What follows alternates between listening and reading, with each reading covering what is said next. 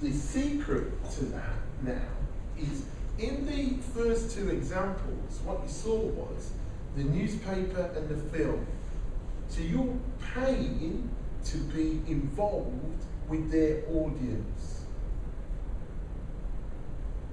What I want you to consider is that you can own your own audience rather than renting it as in the last example. What you want to do is make sure that your audience is around your content. And once you've created that audience, then you can get them to take action with you and your business compared to your competitors.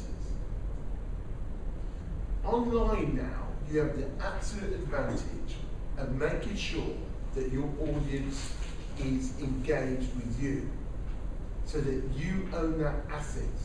You was talking earlier about pay-per-click, yes? Which is great as part of a marketing strategy, pay-per-click.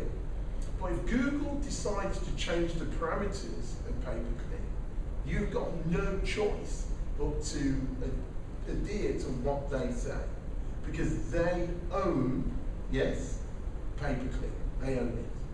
But if you've got your own content-rich site, as long as the internet exists, nobody can tell you what to do with it. Does that make sense? Yeah? And if you've got an audience that's already going there, you own that asset. And it doesn't matter what happens, Google can do what they like.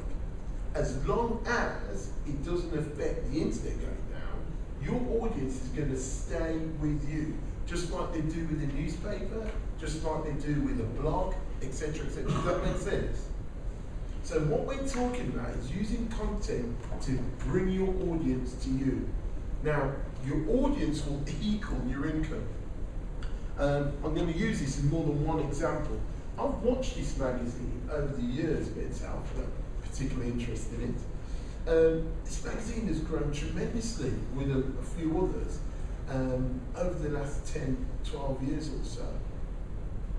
Absolutely tremendously. And I was one of the first subscribers to this. Now, it's on Men's Health, but if you was to flick through this, it's full of advertising, absolutely full of it.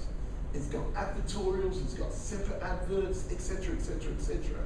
Because the health market is growing exponentially, but they have got such a big audience online and offline that the advertising in that industry are flooding to advertise in this publication. Am I making sense? You can do the same thing to create income for your business. And income, in this case, means more inquiries. Let's make a quick point.